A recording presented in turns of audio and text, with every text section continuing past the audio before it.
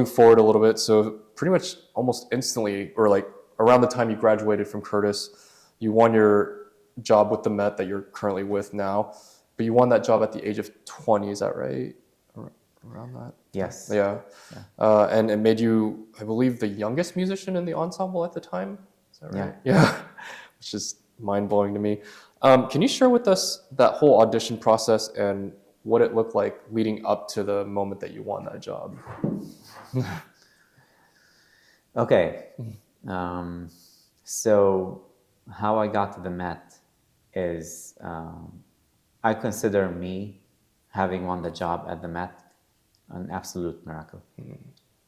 It's really it was really a miracle, and it was kind of like having a second chance, really, to pursue the thing that we love. And by the way, us being musicians, I believe some people might disagree with me on this, but we sort of like take being musicians a little for granted sometimes, because a lot of people who do other things, lawyers or doctors, they look at what we do and they see it as a very special, unique opportunity.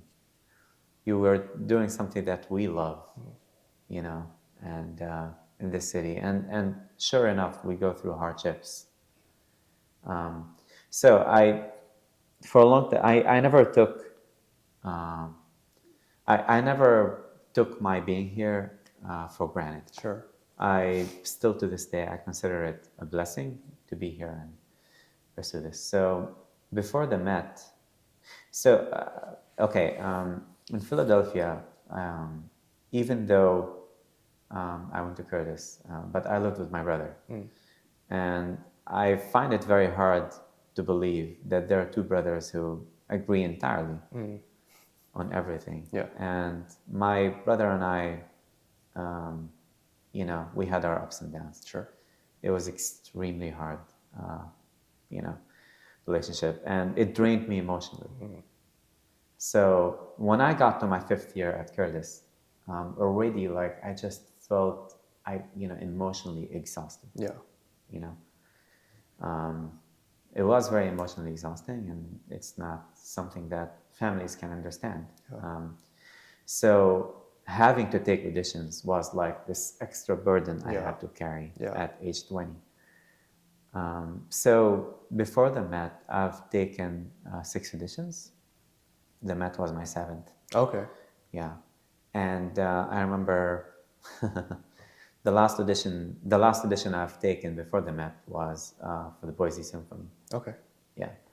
And I got to the finals and I did not win it. Okay. And when I walked back to the hotel, I just knew in my heart that something bigger and better was waiting for me in my life. So when I got to the Met audition, it was November. I've taken 1 year as OPT. Okay. I don't know, for the viewers who are watching, a year of OPT is like another year to stay in the country. Yeah, as an international, right? Yeah. So I took that year, and I remember I got a scholarship from the Charlotte White Foundation. Okay. It's a foundation that runs amazing music series here in the city.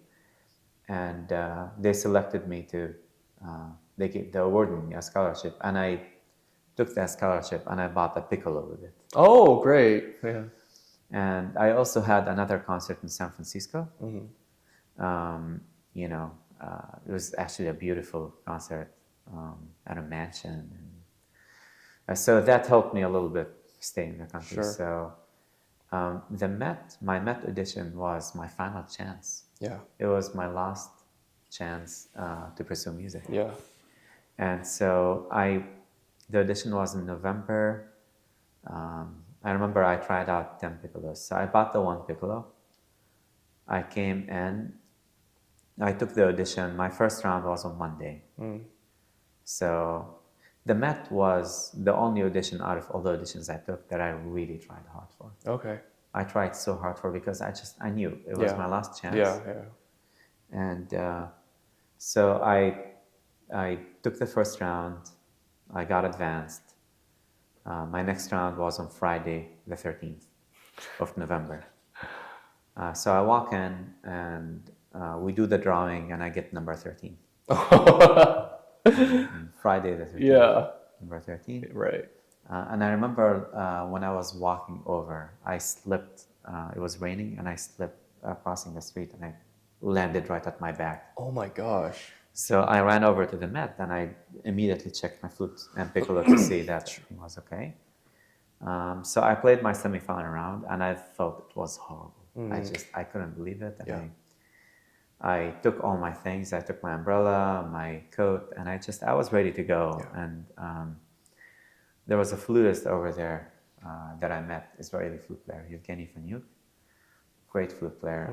He said, "Hey, why don't you just wait to see the results?" See, I was on my way out. So I went in, and they say number 6 and number 13. Oh, wow. And at that moment, I knew that I was going to win the job, because I thought, if I played my horrible, and I was still good enough to advance, right. Then there's no way I'm just not going to win this. But I did not want to admit this to myself. Sure, of course, yeah. Yeah, so I won the audition, and it was great, and I come and I do my first year, and then a year later I'm hanging out with my brother, just like we are. Yeah. My younger brother. He's like, you should feel really lucky you've won your job. He's like, why? And he's like, because my dad had booked you a flight from JFK to come back, and he paid for it in full without any cancellation. Wow. Yeah, so jeez. My dad was gonna just have me go back home. Yeah. Yeah. The night I won my job, my brother took a cab from Philadelphia to New York. Oh my goodness, that's amazing. I paid like $500.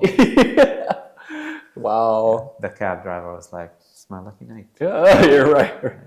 Yeah. Oh, my friend Kian Hong Kim from Curtis was also here. Oh, okay. So, oh man, if I had to choose one day to relive in my life, it would be that day. Yeah, the day I won my audition at the Met.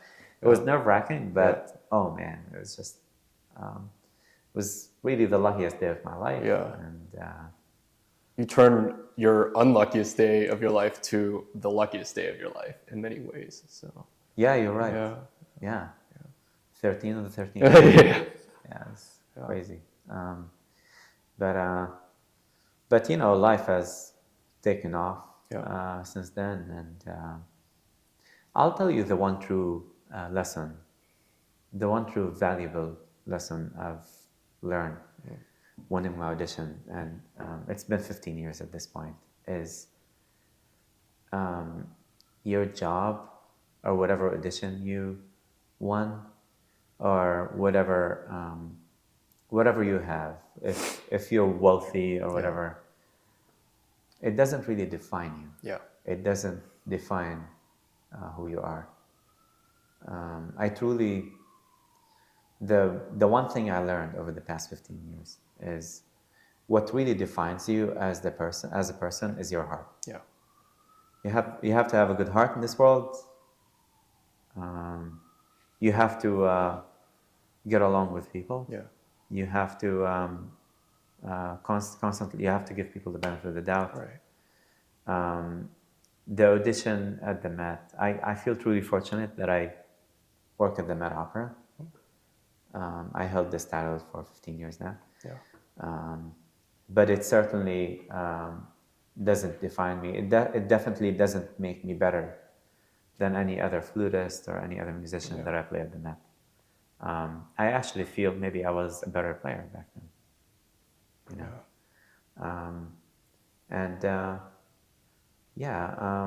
so you know, the best version that you can be is in the moment. Yeah. You know. That's great. Yeah, and I can't imagine the sense of pressure you felt knowing that audition was your last chance before things could have gone the other way. So I'm sure the sense of relief and euphoria you felt when you knew that you won that job must have been just otherworldly in many ways. So, Absolutely. It's luck. Yeah. It's definitely hard work. Yeah. I started preparing like 2 months before. Yeah. I've played for so many people. Right. My God, I used to take the bus from Philadelphia to come up to New York for lessons. Yeah. I remember, I think I played for Stefan Hochkulzan, who is the principal player in Chicago now. Okay. I played for my colleague, Stephanie Mortimer. I emailed Dennis Boryakov, but Dennis never saw the message. Yeah. I played for my opera coach at Curtis. I played for him twice. Oh, wow. I played for Jeffrey Kaner. Right. Just excerpts. And I practiced with the metronome and the tuner. Yeah. But you know, the crazy thing is I know more than one person that have won multiple auditions. Yeah. And that is a thing that I genuinely didn't know how they've done it. You know, I know people that have taken like 40 auditions to just win the one audition, you know, and they landed their dream job in the end, and I think they're happy. But there are people that just like have won over just a couple of years, have won like 2, 3, 4 auditions. I don't know. That's an ability. Maybe I'll have in a different lifetime.